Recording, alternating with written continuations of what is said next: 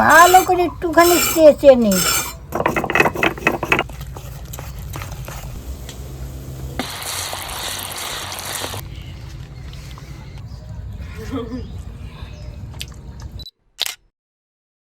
বাড়িতে আজকে আমাদের মা কিছু লাল লাল গাজর নিয়ে এসছে। তো গাজর আনলে তো বেসিক্যালি সবার বাড়িতে গাজরের হালুয়াই বেশি হয়। তো আজকে ভাবলাম যে গাজর যখন এনেছে গাজরের হালুয়া বাদ দিয়ে এমন একটা কিছু আপনাদেরকে রান্না করে দেখাই যেটা কিন্তু আপনারা এর আগে কখনো বানিয়ে খাননি। সেরকমই একটা রান্না আজকে আপনাদেরকে দেখাবো। আর বিশ্বাস করুন এই রান্নাটা গাজরের হালুয়ার থেকেও কিন্তু অনেক অনেক বেশি টেস্টি। অনেকের হয়তো গাজরের হালুয়া পছন্দ হতেই পারে একটু বেশি, কিন্তু এই রান্নাটাও আপনারা একবার হলেও কিন্তু পুরো ভিডিওটা দেখতে থাকবেন আর পারলে রান্নাটাও বাড়িতে করে খাবেন। তাহলে চলুন রান্নাটা শুরু করা যাক। এইবার আমি জল ঢেলে নিচ্ছি। গাজরগুলো আমি ভালো করে ধুয়ে নেব, রোগড়ে রোগড়ে। দেখুন ভালো করে ধুয়ে বেশ কুচি কুচি করে কাটবো।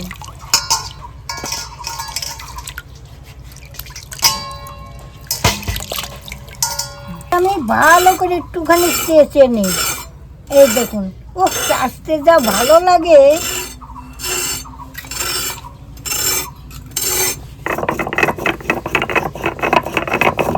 আমি একটু এলাচ গুঁড়ো করে নিচ্ছি।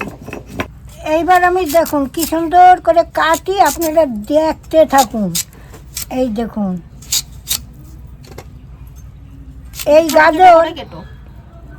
এই গাজর যদি কাঁচা খাওয়া যায় গা রং হলুদ হয়। খাবা? হলুদ করে দেবো। তুমি খাও, দেখো আর একটু কালার চেঞ্জ হবে তোমার। আমি তো কালো। কে বলছে তুমি ফর্সা? হ্যাঁ, আমার হবে না।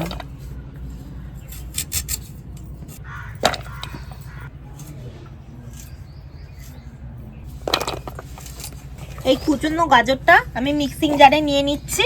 আর এটা হচ্ছে ছোট মিক্সিং জার, এতে সব থেকে ভালো পেস্ট হয়। আর এর মধ্যে দিয়ে দিচ্ছি একটু দুধ।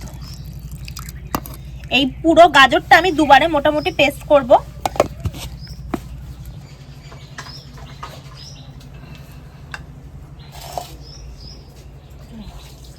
দেখুন কি সুন্দর পেস্ট হয়েছে।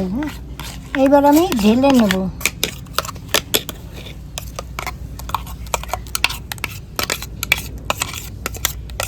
একটা বাটিতে একটু জল নিয়ে নিয়েছি, এর মধ্যে কটা স্যাফরন আমি ভিজিয়ে রাখবো।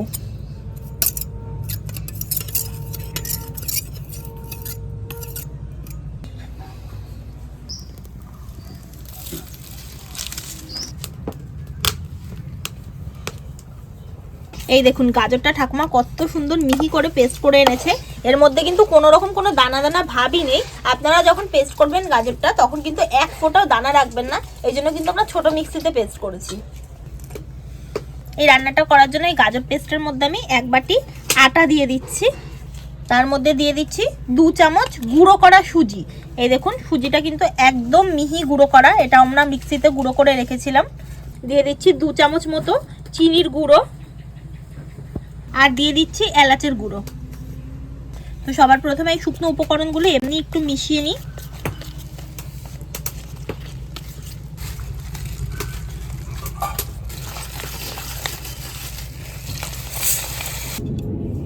এক বাটি দুধ নিয়েছি, এক বাটি পুরোটা দেবো না, অল্প অল্প করে দেবো আর মেশাবো।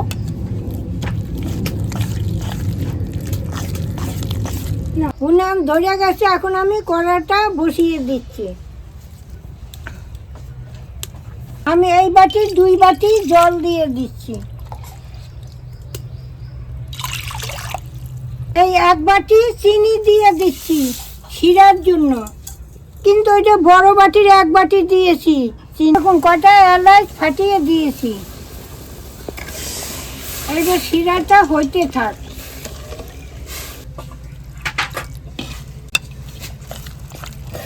এই দেখুন দুধ দিয়ে কিন্তু আমি বেশ অনেকটাই পাতলা করলাম, আরো পাতলা করব কিন্তু একটু পরে।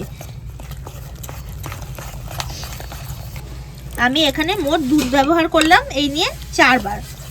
অল্প অল্প অল্প অল্প অল্প অল্প করে আমি মেশালাম।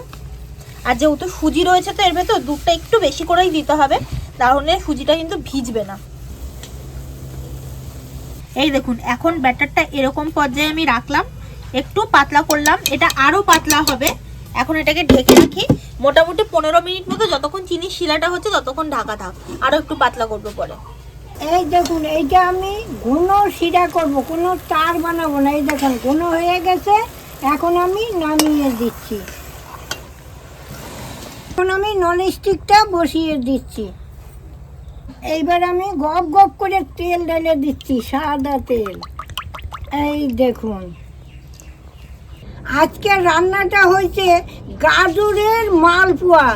এই গাজরের মালপোয়া আমরা ভাবিও নাই, খাইও নাই, চিনিও না। এখন আমার নাতনি দৌলতে অনেক কিছু খাচ্ছি জানেন, তাই বানাচ্ছে। আজকে আমি দেখবো আর মুখে খাবো কেরম লাগে, আপনারা দেখুন।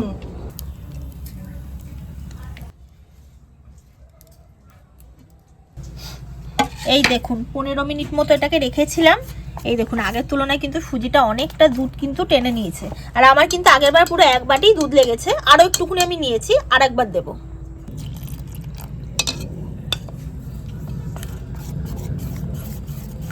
যেহেতু মালপোয়া তো, আর তার মধ্যে সুজি দেওয়া রয়েছে, আটা দেওয়া রয়েছে, এই জন্য একটু পাতলা পাতলা হবে।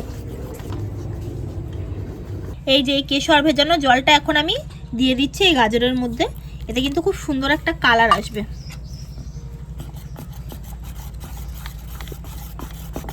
মালপোয়াগুলোর কালারগুলোও কিন্তু খুব সুন্দর হবে এতে।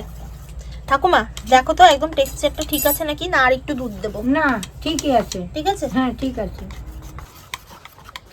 এই দেখুন আমি আপনাদেরকে একবার টেক্সচারটা দেখিয়ে দিই কীরকম পাতলা করেছি। এই দেখুন, খুব বেশি ঘনও না, খুব বেশি পাতলাও না, এরকম মিডিয়াম। আমাদের কিন্তু ব্যাটার গোলানোর কাজ সম্পূর্ণ রেডি। এবার কিন্তু আমরা মালপোয়াগুলো ভাজবো। এই দেখুন আমাদের বাড়ি কারা আসছে, আমার ভাজবো। এই দেখো, এই তো, হ্যাঁ যাও, আসতে যাও, ধরো তো, ধরে বসাও। আরে গেছিলাম ডাক্তারখানায়, বন্ধ। তারপরে সে আমি বললাম কি যাওয়া বলতে চলো। তেল গরম হয়ে গেছে, এখন মালপোয়াগুলো আমি ছেড়ে দেবো।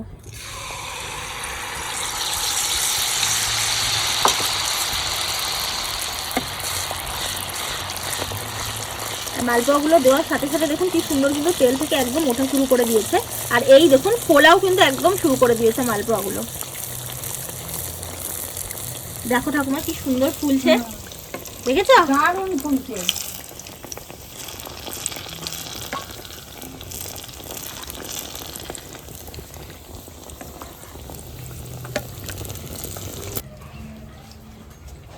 এখন মালপোয়াগুলো দেখুন কত সুন্দরভাবে ফুলে গেছে। আর এখন তুলে নিই। এই দেখুন আগে একটা ভেজেছিলাম আর এই একটা। এই মালপোয়াগুলো নিয়ে একদম ডিরেক্ট কিন্তু আমি চিনির রসের মধ্যে ফেলে দেবো। আর এগুলো কিন্তু বেশিক্ষণ আমি রাখবো না, মোটামুটি 1 মিনিট মতো ঠাকুমা রাখো, তারপর তুলে নেবা, রস ঢুকে যাবে ওর মধ্যে।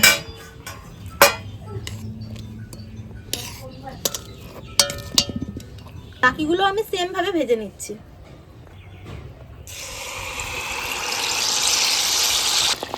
এই দেখুন মালপোয়া ভাজার সময় একদম তেলগুলো কিন্তু গরম ভালোভাবে করতে হয়। তেল গরম না হলে কিন্তু মালপোয়া ফুলবে না।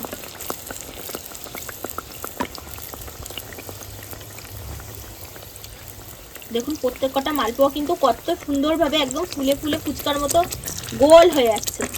দেখো ঠাকুমা, দারুণ।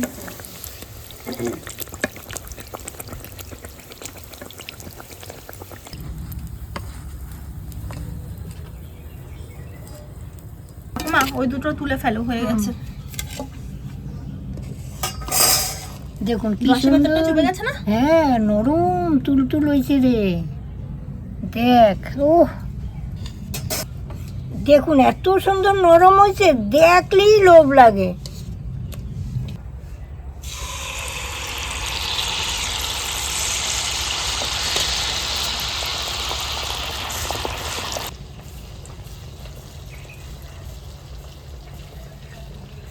দেখুন প্রত্যেক কটা মালপোয়াই কিন্তু আমার একদম এরকম গোল হয়ে ফুলছে। এরকম ভাবে উপর দিকে একটু তেল ছিটিয়ে দিলে আরো ভালো।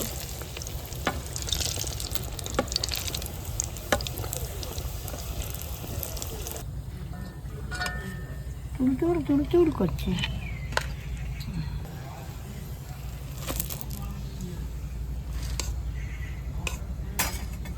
এইগুলা কিন্তু ভিজে অনেকক্ষণ রাখবেন না, জাস্ট 2 মিনিটের মতো রাখবেন, তারপরেই তুলে নেবেন। এই দেখুন আমাদের গাজরের মালপোয়াগুলো কিন্তু সবকটা রেডি হয়ে গেছে। আর দেখুন কালারটাও কত সুন্দর এসেছে। তো এর ওপর ডেকোরেশনের জন্য আমি একটুখানি এই পেস্তা বাদাম কুচি ছড়িয়ে দিচ্ছি।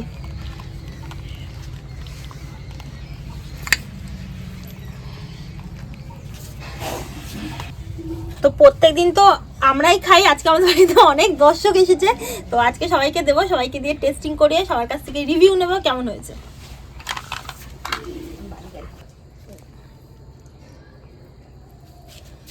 হ্যাঁ না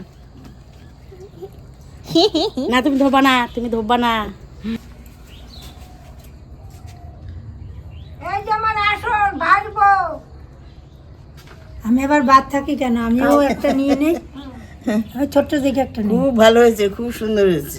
নে বস।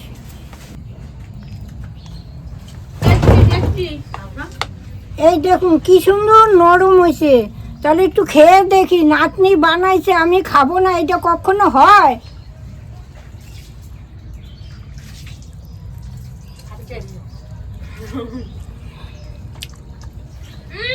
দারুণ একদম। কেমন হয়েছে? খুব ভালো হয়েছে। খুব সুন্দর হয়েছে, খুব ভালো হয়েছে।